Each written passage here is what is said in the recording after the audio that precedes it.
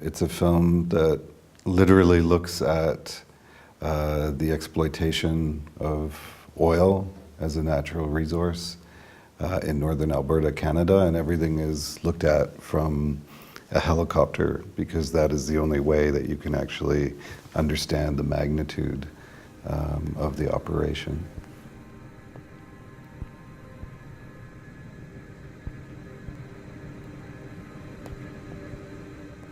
The law requires that you stay 1,000 feet above private properties, so that's the legal place you can be in the air is 1,000 feet above.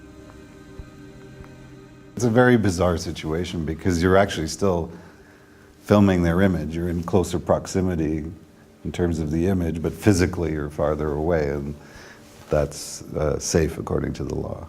Yeah. There's such an immensity of issues it touches upon, like this particular landscape, and it was massive, you know, all the things I wanted to say.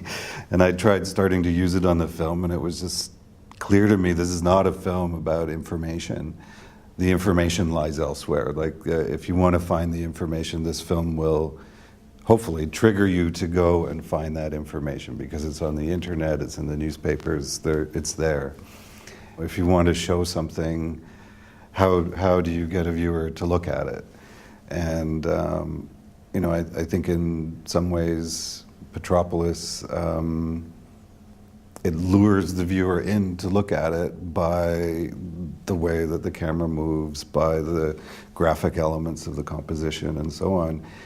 And it's a form of language, really. And if I mean, whatever you do, there's some kind of aesthetic, right? Like, I don't think anything is aesthetic neutral unless you throw a camera up in the air and you don't pay any attention to it. It's sort of, there's always a mind behind the camera.